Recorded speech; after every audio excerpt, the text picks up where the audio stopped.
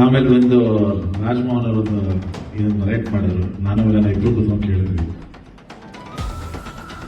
ಬಹಳ ಅಪರೂಪ ಆ ಥರದೊಂದು ಕಥೆಗಳನ್ನ ಅಂದ್ರೆ ಫಸ್ಟ್ ಟೈಮೇ ಕೇಳಿದ ತಕ್ಷಣ ಒಂದು ವಾವ್ ಅನ್ಸೋದು.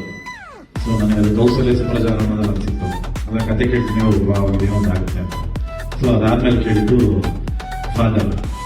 ಸೊ ಅಲ್ಲಿ ಫಿಕ್ಸ್ ಆಗ್ಬಿಟ್ಟಿದೆ ಅಂದ್ರೆ ಇದು ತುಂಬಾ ಚೆನ್ನಾಗಿದೆ. ಈಗೆಲ್ಲ ಹೇಳ್ತಾರೆ ಎಮೋಷನ್ ಅದು ಇದು, ತಂದೆ ಮಗನ ಎಮೋಷನ್ ಅದು ಇರುತ್ತಲ್ಲ, ಬಟ್ ಎಮೋಷನ್ ಇದೆ, ಬಟ್ ಅದಕ್ಕೂ ಮೀರಿದಂತ ಒಂದಷ್ಟು ಅಂಶಗಳು ಕ್ಲೈಮ್ಯಾಕ್ಸ್ ಅಲ್ಲಿ ಒಂದಷ್ಟು ಇವೆಂಟ್ಸ್ಗಳಿದೆ. ಅದು ತುಂಬಾ ಕತೆ ಕೇಳೋರಿಗೆ ನನಗೆ ಒಂದು ಜರ್ ಕೊಡ್ತಿತ್ತು, ನೀವು ಹಿಂಗೆ ಇದನ್ನ ನಾನು ಮಾಡ್ಬೋದಾದ್ರೆ ನನಗೆ ಭಯ ಆಗೋಗಿತ್ತು. ನನ್ನ ವಿಲನಿಗೆ ನನಗೆ ಯಾಕೋ ಒಂಥರ ಆಗ್ತಿದೆ, ಬೇಕಾ ಇಲ್ಲ ತುಂಬಾ ಚೆನ್ನಾಗಿ ಮಾಡಲೇಬೇಕು ಅಂತ. ಅಂದ್ರೆ ಕ್ಲೈಮ್ಯಾಕ್ಸ್ ಅಲ್ಲಿ ಆ ಥರದ ನೀವು ಸಿನಿಮಾ ನೋಡಿದ್ರೆ ಗೊತ್ತಾಗುತ್ತೆ. ಸೊ ಒಂದು ವಿಭಿನ್ನವಾದ ಅಂದ್ರೆ ಎಲ್ಲೂ ಈ ಥರದೊಂದು ಸಬ್ಜೆಕ್ಟ್ ಅಂದ್ರೆ ತಂದೆ ಮಗನ ಕಥೆಗಳು ಬಂದಿದೆ, ಅಥವಾ ಮಗನದು ತಾಯಿ ಮಗನ್ ಬಂದಿದೆ, ಈ ಥರದ್ದೆಲ್ಲ ಕಥೆಗಳು ಬಂದಿದೆ. ಬಟ್ ಇಲ್ಲಿ ನಡೆಯುವಂತ ಒಂದು ಇನ್ಸಿಡೆಂಟ್ ಏನಿದೆಯಲ್ಲ, ಇದು ಬಹುಶಃ ನಾನೆಲ್ಲೂ ನೋಡಿಲ್ಲ ಅಥವಾ ಕೇಳಿಲ್ಲ.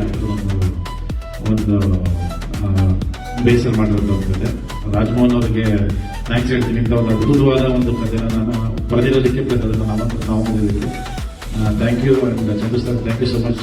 ಈ ಥರ ಒಂದು ಒಳ್ಳೆ ಸಿನಿಮಾ ಕೊಟ್ಟಿರೋದಕ್ಕೆ ನನಗೆ ಎಸ್ಪೆಷಲಿ ಅದರ ಒಂದು ಒಳ್ಳೊಳ್ಳೆ ಫ್ಯಾಮಿಲಿ ಸಿನಿಮಾಗಳು ಮಾಡಬೇಕು, ಒಂದು ಸೆಲೆಬ್ರೇಷನ್ ಸಿನಿಮಾಗಳು ಮಾಡಬೇಕು.